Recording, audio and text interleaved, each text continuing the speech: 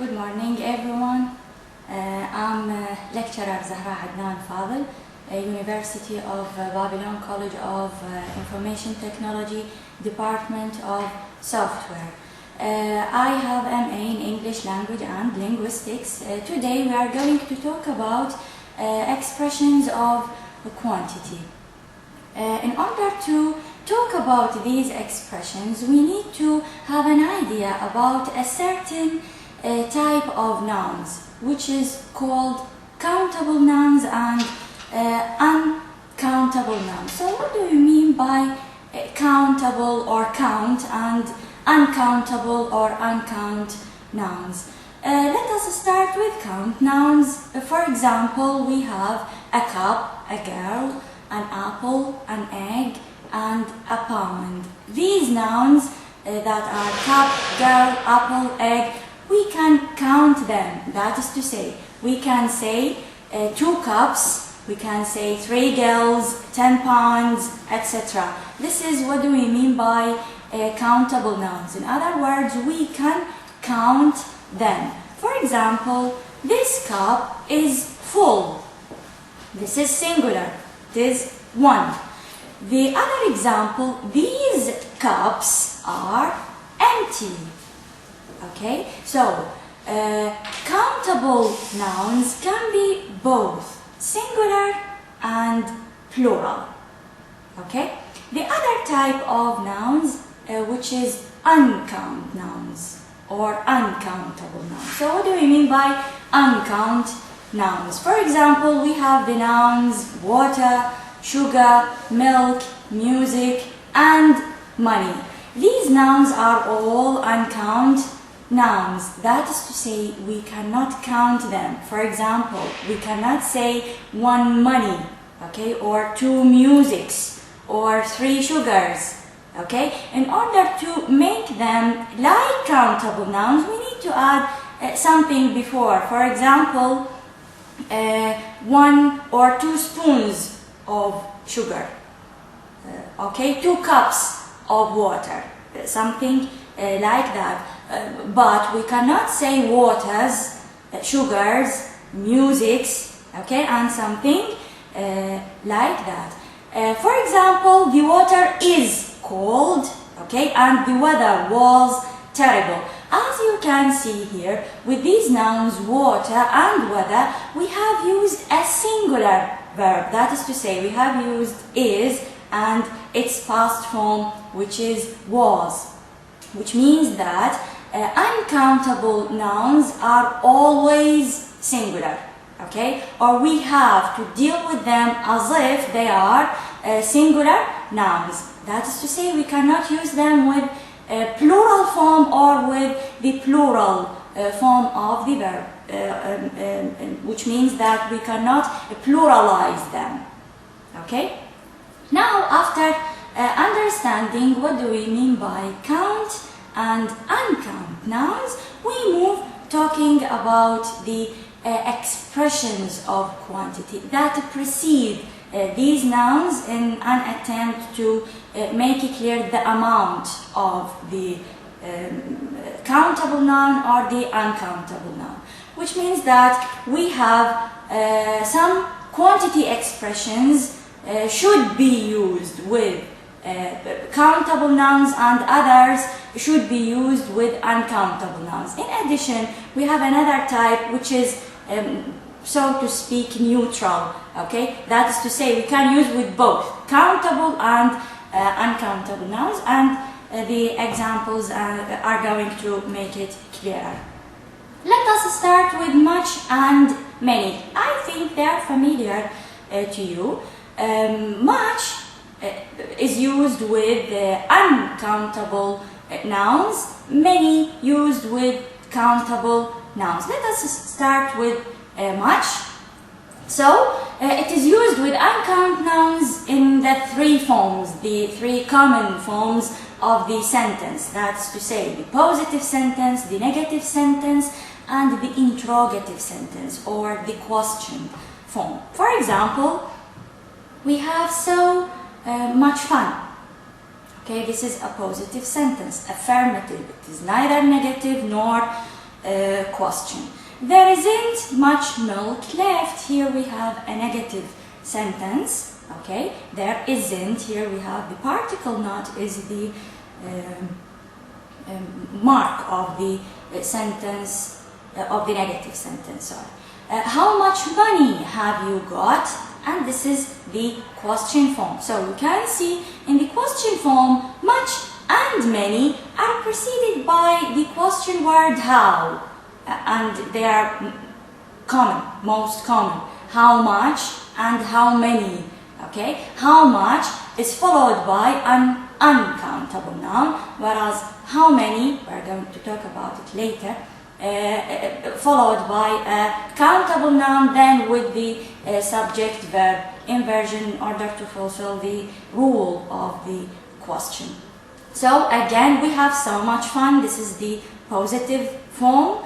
There isn't much milk left, which is the negative form, and how much money have you got? This is the question form.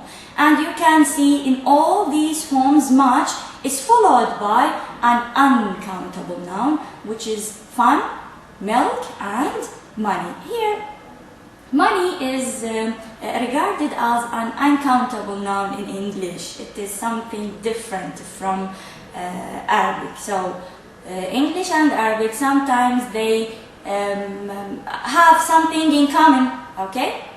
At other times they have different details.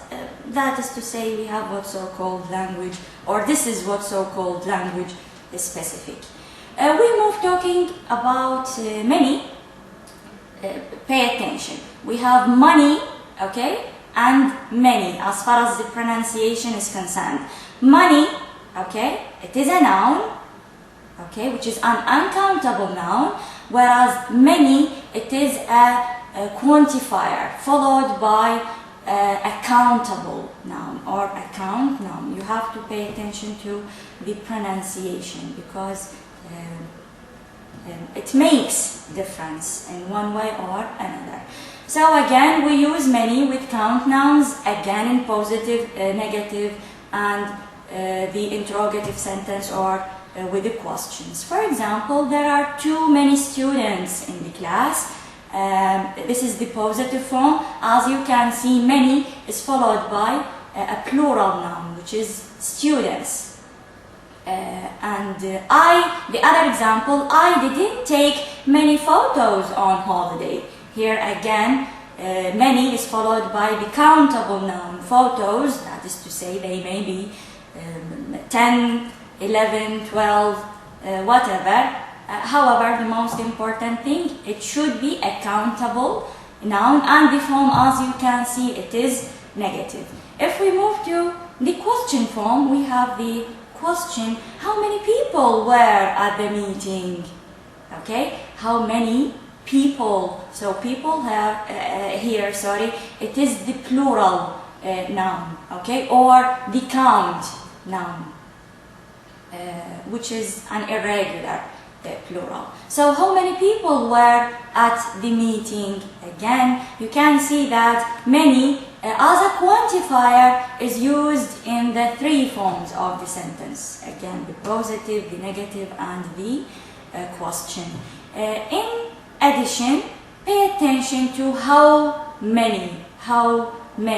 In question or in the question form, many is preceded by, again, the question word how. So how much and how many are the question words used to ask about the amount, okay, or the quantity of the noun, whether it is countable or uncountable, depending on the meaning that or the noun that you want to ask about.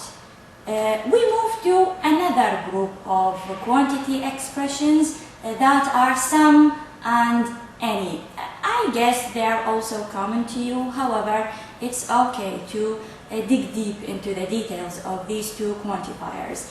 As if any is the negative form of some. How is that? We are going to see. Some is used in positive sentences. Okay, so the rule of some says that it should be used in the positive form of the sentence, not in the negative. For example, I'd like some sugar. Okay, this is an affirmative, positive sentence. There are some books on the table. There are some books on the table. So these are positive sentences. Pay attention to the noun following some. Is it count noun, uncount noun, or both? As you can see, some is used with both count and uncount nouns. Some sugar, some books. Okay?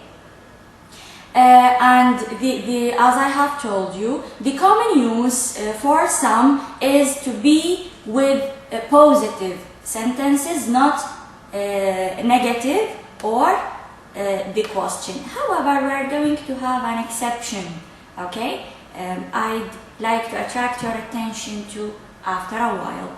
If we move to any, as I have told you, is the negative form of some or the opposite of some. That is to say, any cannot be used in positive sentences. On the contrary, it is used with negative and question forms. For example, we don't have any washing up liquid. We don't have any. So here we have the negative particle not, okay, should be used with any in the negative sentence. I didn't buy any apples.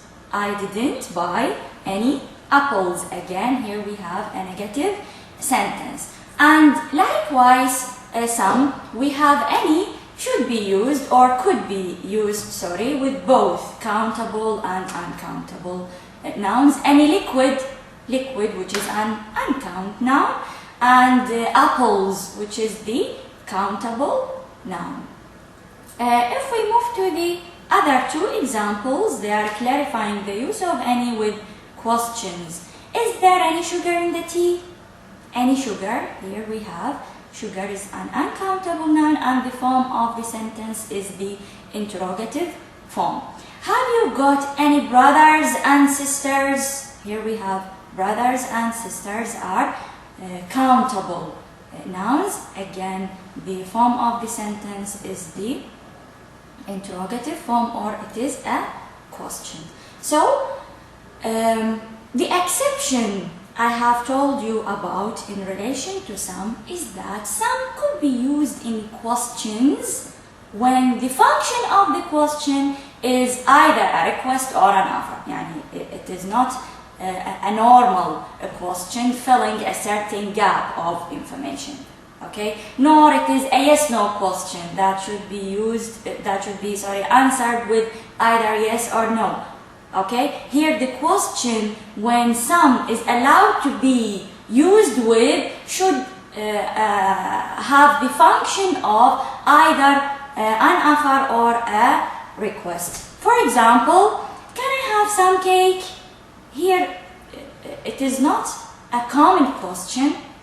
Okay, it is not a yes/no question. On the contrary, it is a request. Okay, since it functions as a request, then it is allowed to use some, or some is grammatically correct here.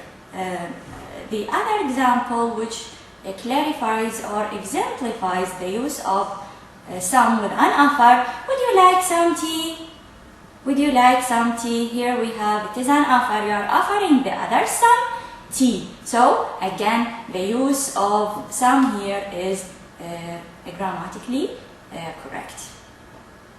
We have another group of compounds with some and any. For example, someone, somebody, somewhere, anything, anybody, and nothing or nobody, okay, or nowhere. All they are the same as far as the rules of using some and any are concerned. For example, something, someone, somebody are used with positives or affirmative sentences. For example, I've got something for you. Okay? We cannot say I haven't got something for you. Okay? So, as far as the compounds related to any are concerned, we have the example, hello, is anybody here? Is anybody here? So here we have anybody is used in the question form. And the last example, there isn't anywhere to go in my town. There isn't anywhere to go in my town. Here again, anywhere. Since we have any, then the form of the sentence should be either negative form or question. That's all for some and any. We move to a few and a little. A few and a little is another category, let us say, of expressions of quantity. We use a few with count nouns and we use a little with the uncount nouns. For example, there are a few cigarettes left, but not many. Okay, so you see here we have a few cigarettes. So cigarettes is the countable noun. Okay, it is the countable noun. There are a few cigarettes left, but not many. Here again, many could be used here because the, or should be used here because the noun is plural. So we have a few just like many should be used with countable nouns. I'll be ready in a few minutes. Okay, here again we have minutes is the countable noun that is preceded by the quantifier a few. We use a little with an uncountable nouns. For example, can you give me a little help? Help here is an abstract noun. It is a concept. Okay, let us say, and here it is a noun. You have to differentiate between help when it is a noun and help when it is a verb. Help when it is a verb, with singular subjects, we can add the third person singular s. So he helps me, okay, or she helps me. But here we cannot say, can you give me a little helps? Because here help, as far as parts of speech are concerned, it is a noun and it is not pluralized. It is an uncountable noun, just like other abstract nouns. So again, can you give me a little help? Here a little is used in the interrogative form. She speaks good French, but only a little Arabic. Okay, here Arabic is an uncountable noun, which is making it clear the type of the language.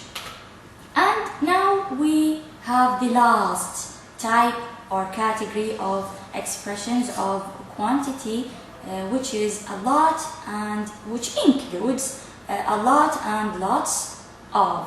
We use a lot and lots of with both again count and uncount nouns. For example, there is a lot of butter.